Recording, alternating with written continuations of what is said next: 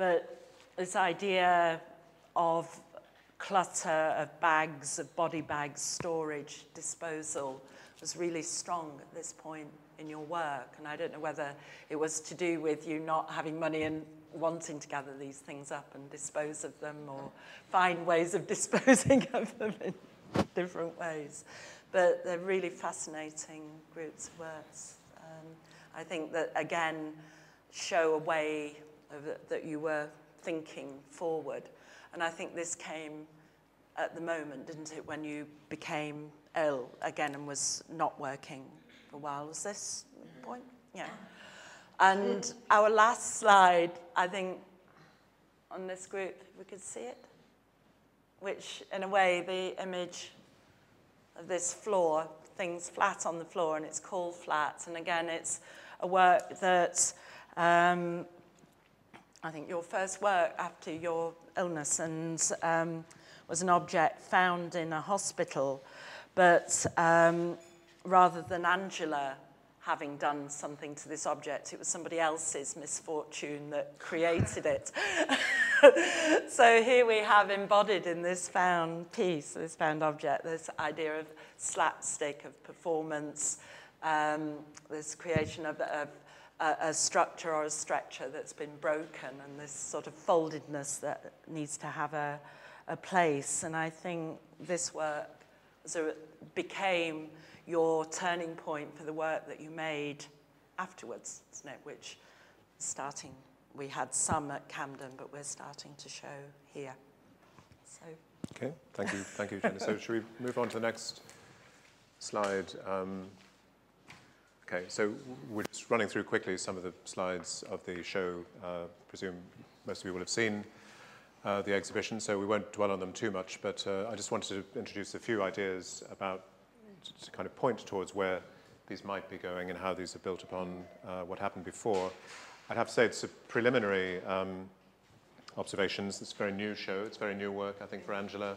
Well, it's an incredibly, I think, confident show. Angela had some trepidation about it, some kind of nerves about presenting the work, and I think that's completely understandable, because it really does mark a different direction. It's a special show also in that it's, there were these two important shows last year in which some new work indeed was shown, but this is the first complete show since the brain hemorrhage that Angela suffered several years ago, which had a profound impact physically on Angela's mobility and speech, and from which she's recovering incredibly. But it's been really interesting how that's turned into, it's been sort of sublimated and turned into incredibly powerful work. So, few ideas. You said that you wanted to make the show like a waiting room, very clinical, very austere, partly referring actually to your own time in hospital. I mean, all these pieces, I think, have some direct personal reference, which is very powerful, but it's not the whole story. It's part of it. I think that's what's so interesting, is how the anecdotal or historical side is there and is very evident and can be explained and kind of directly related to Angela's immediate circumstances, but she takes it somewhere else. So again, in anecdotal terms, this idea of transfer has a lot to do with kind of waiting for somebody and the condition of being dependent, of being moved and transferred. Do you want to move on, Ali, to the next? Dirty. This relates, the piece itself, I think was one example. It's not the closest of previous work, but there are a number of works in the past that have this kind of reference. Many of them are sort of torso-shaped and sized, and there's some, well, quite a number, where there's this sort of earthy painting, sense of making something dirty. I think in this show, it's the exception, because Angela was very clear about trying to make this show very pure and very minimal and very clean, and that relates, I mean, we spoke in the interview that's going to be in the catalogue, that relates to the personal experience of being in hospital and surviving it and getting out of it, and having to be very careful, having to avoid clutter, having to kind of be clean, just to try to create any sense of dignity. So I think, again, there's an anecdotal side, but it's also fascinating formally if you think of art historical precedents, if you think of Ryman, for example, and that kind of something that's... It's very like a work we've got on at Camden at the moment in the Pascali, isn't it? The metro cubi on the wall that is earth, literally earth, covered onto a 2-metre cube. square on the wall. So, yeah. But it's interesting how this does, there are elements of that early work with the ashamed and so on, where this sense of the dirty and the unclean, and I think at that time you were very interested in... This work is what then do we click unapologetically. Let's say that again, about? This work is about me what click and then do we click unapologetically. Yeah, okay, well, we'll come back.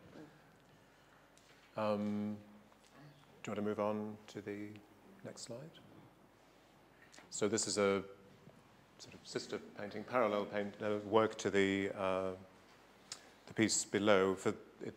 You might have read or know that this box is, like Jenny was talking about, the earlier works, the wardrobe pieces that Angela could fit inside. This is literally something that she could fit inside, a coffin almost. It's 1.53 meters, so it's Angela's height when standing.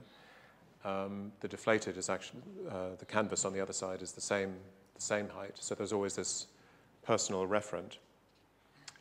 And also I think it's this sort of very subtle play with the whiteness of this piece, trying to unify everything, trying to give it a kind of overall character, whereas in some of the earlier work it was more trying to split it up and complicate it. This is white, the piece below is cream. Those are the sort of themes of the show with a little bit of blue thrown in. As opposed to some of these works were shown in Spain, and there was a version of this which was brown. So she works with very sort of limited number of chromatic changes.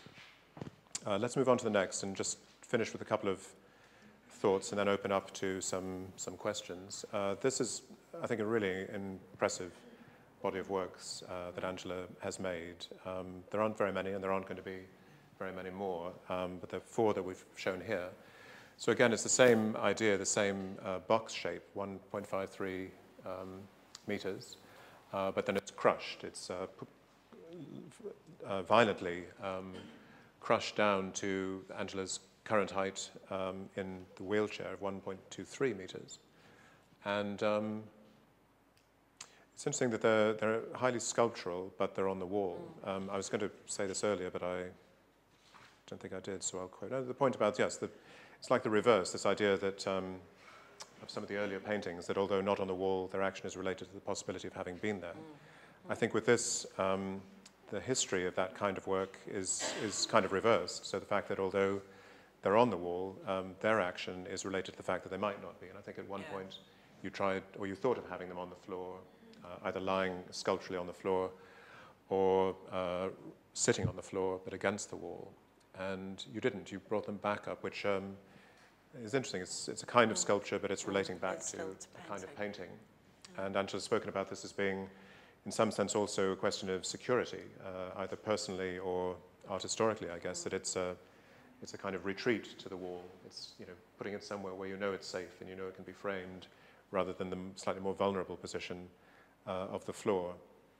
And I think that these are very distinct from the clutter. It's interesting that you point out the clutter coming from a period of another much milder form of physical trauma, and your reaction was to sort of, it was quite a complex aesthetic reaction, and these pieces like the last one with the white blanket over it, which is, there's so much going on there, so much underneath it, but you can't quite perceive it. Whereas I think with these pieces, it's almost like the opposite strategy. It's like you're trying to make it as simple as you can. You're trying to express as much of the emotional impact and the physical potential of these feelings, but in almost the simplest possible way. I think these are remarkable sculptures because they are just where they are. They're aluminium boxes that have been squashed. But then in very subtle ways, you reclaim them from that kind of violence into a work of art, into a new creation, mainly by painting. If you look closely, they're not spray painted, they're hand painted and very lovingly kind of caressed. So the creases in the metal are wonderful, the way that the paint defines them and forms them.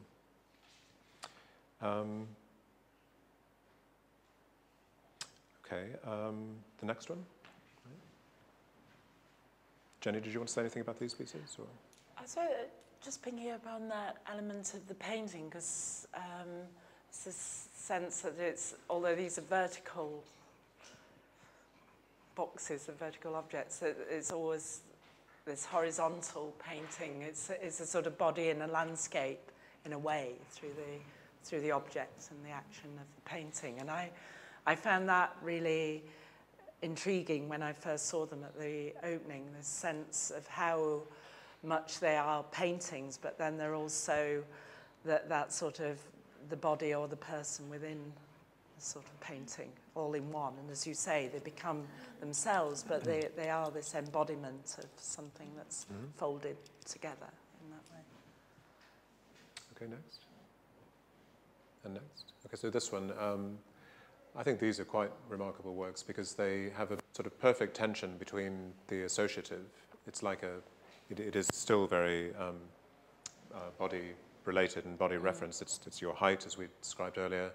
It looks like a skin in a way that's been, flayed and just hung on a hook.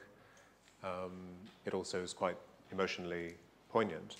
But then if you sort of forget about all that or put that to one side, it's a very pure kind of work of art. It's as simple as it can be. It's just it's canvas and just paint. a piece of canvas and paint, with the frame though, which we've seen in quite a lot of the earlier work. That instead of a monochrome, there is this border around it as a kind of signifier that it's a painting. It's been stretched as well. It's this you get the trace of the fold, don't you, where it's once was stretched on a canvas, and it seems that you haven't moved away from that very basic painting tradition of canvas over a stretcher. Right. But then it goes on this other journey. Into another being. Yeah. And the next one? So this Angela describes as a token painting for good luck in the show, just a kind of more traditional work. And there's a whole group of works, actually, that didn't, this is a kind of exception within the show, but there are a number of other pieces, the Squashed series, that are paintings that are made on larger stretchers and then taken off and put on smaller stretchers so that they're kind of bunched up. Again, very beautiful, quite like these in the subtlety of the way that they're made, whereas some of the earlier work where you did similar things seemed much sort of rougher and more strained. These have their conceptual integrity, but they also have a great aesthetic beauty. So this is a slight exception to the work in the show. And the next one, again, relates probably more to some of the earlier work, extension, where it's this idea of recycling, almost like there is this continuum of early work and new work, and they can be combined and recombined without making a big deal of it. It's not you're not making any big art historical statement, but you're just being very fluid and sort of drawing shapes and forms out of your repertory of images. And can we go back a couple, just to dwell on the transfer, if we can get to that. One before that, before that. Before that. Yeah, okay, so I mean this is, no, so the transfer, yeah. Go one forward. Okay, because I think this is the kind of leitmotif of the show. I want to get back into the titles that we talked about, because I think these titles, transfer, compressed, are very powerful. Compressed is about a compression of meaning as well as of matter, of the gestural effort into a more concise, formal, and sculptural object. And transfer, it's about the anecdotal things that we talked about you or a body being carried, but also the word metaphor means to carry across and to transfer. And I think that metaphor has a bad name with some people, like Plato, because it's not the truth. But I think what Angela's work is showing is that it can create a new truth, with an independent existence, and art can do that, and she's done that. So it carries the anecdote, the history, or the artist's personal circumstances, and it carries the sort of history of the objects themselves, whether the armchairs that you bought in a store, or the object that you've made, or the kind of found object. But it turns it into something else. So from all of the energy and the material of the earlier work that we've seen, I think we can still see that in these recent pieces, but it feels like it's much more compact and concise. And I think that's who knows where that's going to lead. We'll find out soon enough, but it's a really fascinating direction. That's all I want to say about these. Is there any other? No, I think you've said it very well. We stop there. But it was interesting stopping with that flat, the chair, and how that chair somehow appears in another guise, almost like a reconstituted ghost of that chair in that work. So it really is transferring those ideas across. So we have 2 videos for education and amusement at the end. Okay, can we play this one? This is the piano? part of the making of the destruction. Yeah.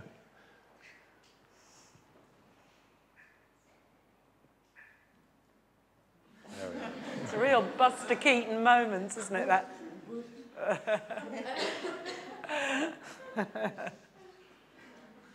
You look so satisfied though.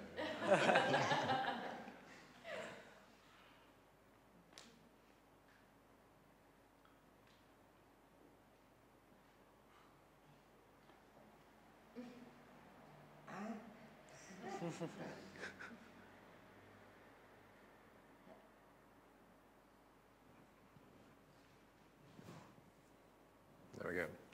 And one more, which isn't Angela's work, but is, there we go. It's in a church.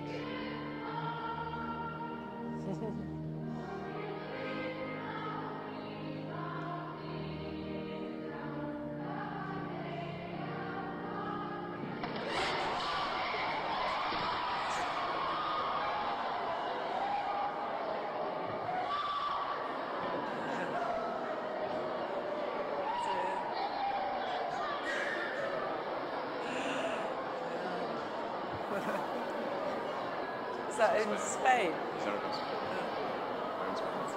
You don't know, you don't know.